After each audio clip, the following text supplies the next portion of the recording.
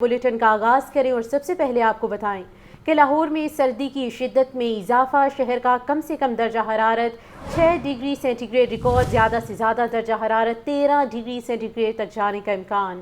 دھند کے باعث مختلف مقامات پر بند موٹر وے کو 12 گھنٹے کے بعد کھول دیا گیا۔ محکمہ موسمیات کا کہنا ہے کہ بارش کا ابھی کوئی امکان نہیں۔ مزید تفصیلات جان لیتے ہیں سامیہ سعید سے۔ جی سامیہ، دارالحکومت لاہور سمیت پنجاب کے میدانی علاقوں میں سردی کی جو شدت ہے اس میں اضافہ ہی ریکارڈ کیا جا رہا ہے۔ آج کم سے کم جو درجہ حرارت ہے وہ 5 ڈگری سینٹی گریڈ، جبکہ زیادہ سے زیادہ جو درجہ حرارت ہے وہ 13 ڈگری سینٹی گریڈ تک جانے کا امکان دکھائی دے رہا ہے، اور یہی دیکھا جا رہا ہے کہ روزانہ کی بنیاد پر درجہ حرارت میں کمی ہی ریکارڈ کی جا رہی ہے۔ اگر بات کر لی جائے تو دھند کا راج بھی شہر لاہور میں برقرار ہے، اور یہی دیکھا جا رہا ہے کہ دھند کے باعث موٹر ویز کو بھی جو ہے وہ بند ہی رکھا گیا۔ 12 گھنٹے کے طویل انتظار کے بعد جو ہے وہ تاحال موٹر وے کو کھول دیا گیا ہے۔ موٹر وے پولیس کی جانب سے یہی کہا جا رہا ہے کہ کوشش کریں کہ دن کے اوقات میں جو ہے وہ سفر کرنے کو ترجیح دے۔ موٹر وے یوزرز فوگ لائٹس کا استعمال لازمی کریں اور غیر ضروری سفر سے جو ہے وہ اجتناب کریں، یہی دیکھا جا رہا ہے۔ ساتھ ہی ساتھ یہاں پر سردی کی جو شدت ہے وہ تو لاہور میں محسوس کی جا ہی رہی ہے، لیکن یہ بھی دیکھا جا رہا ہے کہ ٹھنڈی ٹھنڈی ہوائیں چلنے کا جو سلسلہ ہے وہ بھی جاری ہے۔ محکمہ موسمیات کے اعداد و شمار کے مطابق آج ہوا کی جو رفتار ہے وہ 3 کلومیٹر فی گھنٹہ کے حساب سے ریکارڈ کی جا رہی ہے۔ موسم کا حال بتانے والے کے مطابق یہی کہا جا رہا ہے کہ اس سال جو ہے وہ سردیوں کا دورانیہ گزشتہ سال کے نسبت طویل ہی ریکارڈ کیا جائے گا۔ جب تک سورج کی شعاعیں زمین پر نہیں آتی، یہی دیکھا جائے گا کہ سردی کی شدت میں مزید اضافہ ہی ریکارڈ کیا جائے گا، اور ساتھ میں یہ بھی بتایا جا رہا ہے کہ نہ صرف اس ہفتے، آئندہ ہفتے بھی یہی دیکھا جائے گا کہ سردی کی شدت میں مزید اضافہ ہی ریکارڈ کیا جائے گا۔ تاہم یہ بھی بتایا جا رہا ہے کہ بڑی گلیات کے جو پہاڑی علاقے ہیں وہاں برف باری اور بارش کے امکانات بھی ظاہر کیے جا رہے ہیں، تو سیاحوں کو جو ہے وہ احتیاطی تدابیر پر عمل کرنے کی ہدایت بھی جاری کر دی ہے۔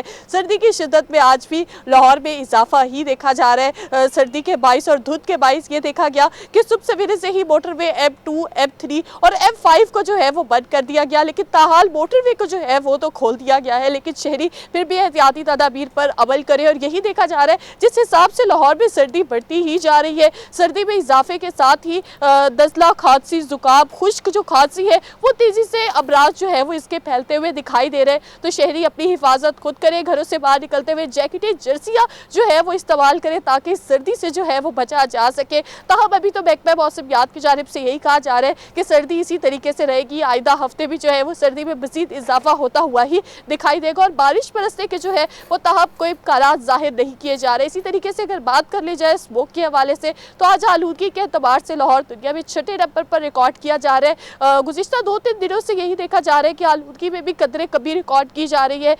شہر لاہور میں ایئر کوالٹی انڈیکس جو ہے وہ آج 177 ریکارڈ کیا جا رہا ہے، لیکن تاحال بھی طبی ماہرین کی جانب سے یہ کہا جا رہا ہے کہ گھروں سے باہر نکلتے ہوئے ماسک کا جو استعمال ہے وہ لازمی کرے، اور جس طرح کی سردی جو باہر پڑ رہی ہے اس سے بچنے کے لیے جو ہے وہ گرم پانی کا جو استعمال ہے وہ کرے، جو شادہ پیے، تاکہ جو ہے یہ بھی اپڈیٹ کیجئے کہ اسموگ میں ابھی کوئی خاطر خواہ بہتری نہیں آئی ہے، اس کے حوالے سے آرٹیفیشل رین پر پھر سے نظر ثانی کی جا رہی ہے، کیا اپڈیٹس ہیں آپ کے پاس؟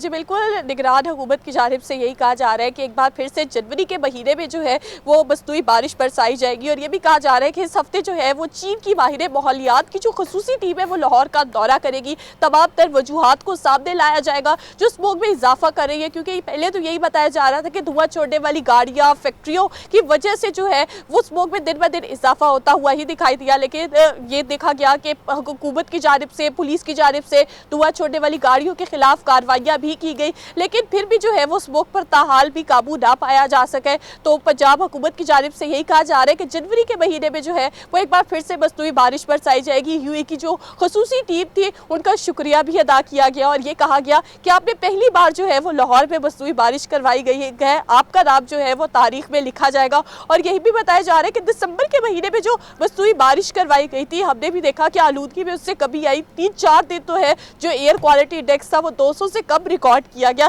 تو اب یہی بتایا جا رہا ہے کہ اس بار جو ہے وہ ایک بار پھر سے مصنوعی بارش برسائی جائے گی، لیکن محکمہ موسمیات کی جانب سے یہ کہا جا رہا ہے کہ پچھلی بار جو مصنوعی بارش برسائی گئی تھی ہم نے اس میں دیکھا کہ وہ اس طرح سے تیز بارش نہیں تھی، ہلکی بوندا باندی جو ہے وہی ہوئی تھی، لیکن اس بار یہی کہا جا رہا ہے کہ بارش جو ہے اگر مصنوعی بارش برسائی جائے گی تو اچھی بارش جو ہے وہ برسائی جائے گی تاکہ آلودگی میں جو ہے وہ کمی آ سکے، اور یہی کہا جا رہا ہے کہ آسمان پر مناسب بادل آتے ہی جو ہے وہ مصنوعی بارش کا پلان جو ہے وہ ایک بار پھر سے کیا جائے گا۔ ٹھیک ہے سامیہ، تفصیلاً موسم کی تفصیلات سے آگاہ کر رہی تھی، بہت شکریہ۔ لاہور سمیت پنجاب کے میدانی علاقوں میں کڑاکے کی سردی نے سب کچھ ٹھٹرا دیا ہے۔ سردی کی شدت میں مزید اضافہ متوقع ہے تو خشک سردی کے باعث موسمی امراض میں بھی تیز رفتار اضافہ ہونے لگا۔ طبی ماہرین کی شہریوں کو احتیاطی تدابیر اختیار کرنے کی ہدایت کی گئی ہے۔ اس حوالے سے لاہور سے سہیل کیسر کی رپورٹ میں تفصیلات۔ لاہور سمیت پنجاب کے میدانی علاقے اس وقت سردی کی شدید لہر کا سامنا کر رہے ہیں، جس کے باعث کسی حد تک معمولات زندگی بھی متاثر ہو رہے ہیں۔ قرار دیا گیا ہے کہ موسم کی یہ صورتحال ابھی کم از کم مزید 4 سے 5 روز تک اسی طرح برقرار رہے گی، تو اس بار سردیوں کا دورانیہ بھی گزشتہ سالوں کی نسبت زیادہ طویل رہنے کا امکان ہے، جس سے سردی بھی بڑھے گی۔ آنے والے دنوں میں بھی یہ صورتحال جاری رہے گی۔ اس کی وجہ سے جو ٹمپریچر ہے وہ ڈراپ ہو رہا ہے۔ جب دونوں ٹمپریچر کے درمیان ڈفرنس کم ہوتا ہے تو کافی زیادہ سردی کا احساس ہوتا ہے۔ آنے والے دنوں میں یہ جاری رہے گا، اور بارش کا آنے والے دنوں میں 3 سے 4 روز میں بارش کا کوئی امکان نہیں ہے، اور یہ دھند وغیرہ کا جو سلسلہ ہے ابھی آنے والے دنوں میں جاری رہے گا۔ موسم کی صورتحال کے باعث مختلف امراض میں اضافہ ہوا ہے۔ کھانسی، زکام اور نمونیا کے مریض بڑی تعداد میں ہاسپٹلز میں آ رہے ہیں۔ طبی ماہرین کے مطابق موسم کی یہ صورتحال بچوں اور عمر رسیدہ افراد کے لیے خصوصی احتیاط برتنے کا تقاضا کرتی ہے، کیونکہ کسی بھی شدید موسم کے اثرات سب سے زیادہ ان کو ہی متاثر کرتے ہیں۔ وہ امپیورٹی جو ہوا میں موجود ہوتی ہے نا، اس سردی میں ٹمپریچر کم ہونے کی وجہ سے، اسموک کی وجہ سے، فوگ کی وجہ سے وہ سانس کے ساتھ وہ اندر جاتی ہیں۔ اندر جانے سے اس نزلہ، زکام، کھانسی، سانس کی بیماریاں، گلے کی بیماریاں اور نمونیا وہ زیادہ ہو جاتا ہے۔ بہت ضروری ہے کہ ہم اپنی صحت کو اپنی ترجیحات میں سب سے زیادہ اہمیت دیں۔ جب ہم یہ کہتے ہیں کہ تندرستی 1000 نعمت ہے تو یہ صرف کہنے کی بات نہیں ہوتی ہے، بلکہ اس پر پورا یقین بھی ہونا چاہیے۔ اور جان رکھیے کہ بہت معمولی سی احتیاط بھی ہمیں موسم کی وجہ سے پیدا ہونے والی بیماریوں سے کم از کم 50% بچت کی ضمانت تو ضرور فراہم کرتی ہے۔ کیمرامین محمد شہباز کے ساتھ سہیل کیسر، لاہور نیوز۔ سرد موسم میں بھی بجلی کی لوڈ شیڈنگ جاری ہے۔ لیسکو کی بجلی کی طلب 2500 میگا واٹ سے تجاوز کر گئی۔ این پی سی کی جانب سے لیسکو کو 2200 میگا واٹ بجلی کی فراہمی۔ مختلف علاقوں میں 4 سے 5 گھنٹے بجلی غائب رہنے لگی، جبکہ شہری پریشان ہیں۔ مزید تفصیلات جان لیتے ہیں فہد امین سے۔ جی فہد بتائیے گا۔ ہاں جی بالکل، شدید سرد موسم میں بھی بجلی کی اعلانیہ کے ساتھ ساتھ غیر اعلانیہ لوڈ شیڈنگ کا سلسلہ جو ہے وہ جاری ہے۔ میدانی علاقوں میں دھند کے باعث ٹرانسمیشن سسٹم بھی بری طرح متاثر ہو رہا ہے۔ ٹرپنگ کے باعث بجلی کی آنکھ مچولی نے شہریوں کو پریشان کر رکھا ہے۔ اگر بات کی جائے طلب و رسد کی تو آج لاہور الیکٹرک سپلائی کمپنی کو اپنے صارفین تک بلا تعطل بجلی فراہم کرنے کے لیے 2500 میگا واٹ سے زائد کی بجلی کی ضرورت ہے۔ تاہم این پی سی سی کی جانب سے لیسکو کو 2200 میگا واٹ بجلی فراہم کی جا رہی ہے۔ لیسکو کی جانب سے شہر میں 2 گھنٹے لوڈ شیڈنگ کا شیڈول جاری کیا گیا ہے۔ تاہم شیڈول کے برعکس مختلف علاقوں میں 4 سے 5 گھنٹے کی جو ہے وہ لوڈ شیڈنگ کا سلسلہ جاری ہے۔ تکنیکی خرابیوں کے باعث بھی متعدد علاقوں میں بجلی گھنٹوں بند رہنا معمول بن گیا ہے۔ بجلی کی غیر اعلانیہ لوڈ شیڈنگ سے شہری پریشان ہیں۔ شہری پریشان رہنے لگے ہیں۔ فہد اپڈیٹ کرنے کے لیے بہت شکریہ۔ کاغذات نامزدگی منظور یا مسترد کرنے کے خلاف اپیلوں کے فیصلوں میں 4 روز باقی ہیں۔ لاہور ہائی کورٹ کے پرنسپل پر اپیلوں کی سماعت کے لیے ججز کی تعداد 6 ہو گئی۔ نواز شریف کے کاغذات نامزدگی کی منظوری کے خلاف اپیل پر سماعت آج ہوگی۔ اپیل پر سماعت آج ہوگی۔ محمد اشفاق سے مزید تفصیلات جانیں گے۔ جی محمد اشفاق۔ جی بالکل، امیدواروں کے کاغذات نامزدگی منظور یا مسترد کرنے کے ریٹرننگ افسران کے فیصلوں کے خلاف الیکشن ٹریبیونلز میں اپیلوں کی سماعت کا سلسلہ جاری ہے۔ آج ہفتے کے روز، چھٹی کے روز بھی تینوں ججز بطور الیکشن ٹریبیونل اپیلوں کی سماعت کر رہے ہیں۔ تو لاہور ڈویژن، گجرانوالہ ڈویژن اور فیصل آباد ڈویژن میں اپیلوں کی تعداد میں اضافہ ہونے کے باعث chief justice Lahore high court justice Muhammad Amir Bhatti نے مزید 3 ججز کو الیکشن اپیلیٹ ٹریبیونل تعینات کر دیا ہے، تاکہ اس کا مقصد یہ ہے کہ شیڈول کے مطابق 10 جنوری تک ان اپیلوں پر فیصلے سنائے جا سکیں۔ تو ان 3 ججز میں جسٹس شکیل احمد، جسٹس طارق ندیم اور جسٹس احمد ندیم ارشد شامل ہیں۔ تینوں ججز بطور election appellate tribunal Lahore high court کی پرنسپل سیٹ پر سماعت کریں گے۔ اس کے ساتھ ساتھ نواز شریف، مریم نواز، شہباز شریف کے کاغذات نامزدگی منظور کرنے کے فیصلوں کے خلاف آج اپیلوں پر سماعت ہوگی، اور اس کے علاوہ چودھری پرویز الہی، چودھری مونس الہی، کیسرا الہی، زارا الہی کے کاغذات نامزدگی مسترد کرنے کے خلاف بھی آج بھی اپیلوں کی سماعت جاری رہے گی۔ جی شکریہ اشفاق۔ الیکشن 8 فروری کو ہی ہوں گے. کل ایک بار پھر عوام کا حق مارنے کی کوشش کی گئی. رہنما مسلم لیگ نون مریم اورنگزیب کی میڈیا سے گفتگو. کہا اگر کسی کو لیول پلینگ فیلڈ نہیں ملی تو وہ نواز شریف کو نہیں ملی. جھوٹ بولنے والوں کو الیکشن سے بھاگنے نہیں دیں گے. پاکستان کی عوام کو الیکشن چاہیے. یہ پاکستان کی ضرورت ہے, یہ پاکستان کی عوام کی ضرورت ہے. اور پاکستان مسلم لیگ نون اس طرح کے ڈرامے کرنے والوں کو, اس طرح کے جھوٹ بولنے والوں کو, جو اندر چپ رہتے ہیں اور باہر آ کے کھپ ڈالتے ہیں, اندر چپ رہتے ہیں باہر آ کے ڈھول بجاتے ہیں مظلومیت کا, ان کو الیکشن سے بھاگنے نہیں دیں گے. ہماری تیاری پوری ہے. پارلیمنٹری بورڈز کی کارروائی ختم ہو چکی ہے. ہماری ٹکٹ ایوارڈنگ کا سلسلہ شروع ہو چکا ہے اور کینڈیڈیٹس کی اناؤنسمنٹس بلوچستان کی ہو گئی ہے. واحد جماعت ہے. اب ملک 9 مئی والوں کے نہیں 28 مئی والوں کے حوالے ہونے جا رہا ہے انشاءاللہ. 9 مئی والوں کے چہروں کو عوام جانتی ہے, جن پر آرٹیکل 6 لگنا چاہیے ملک کے ساتھ ریاست پر حملہ کرنے کا.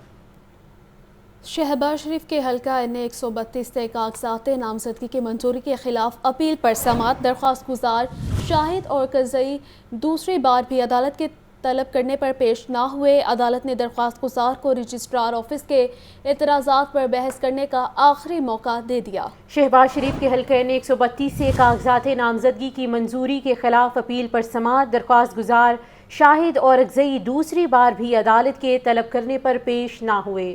عدالت نے درخواست گزار کو رجسٹرار آفس کے اعتراضات پر بحث کرنے کا آخری موقع دے دیا. اہم خبر ہے جس کے حوالے سے آپ کو اپڈیٹ کیا جا رہا ہے. شہباز شریف کے حلقہ NA 132 سے کاغذات نامزدگی کی منظوری کے خلاف اپیل پر سماعت کی گئی. NA 121 کے ووٹرز امیدواروں سے مایوس. گیس ہے نہ پینے کا صاف پانی. بنیادی سہولیات سے محروم مکینوں نے شکایات کے انبار لگا دیے. ووٹ لینے کے بعد کوئی مسائل حل کرنے نہیں آتا. حلقے کی کل آبادی تقریباً 7 لاکھ سے زائد ہے. رجسٹر ووٹر کی تعداد 3.5 لاکھ کے قریب ہے. 2018 کے الیکشن میں نون لیگ کے شیخ روہیل اصغر کامیاب ہوئے تھے. مزید تفصیلات جان لیتے ہیں راہیل سید سے. جی راہیل.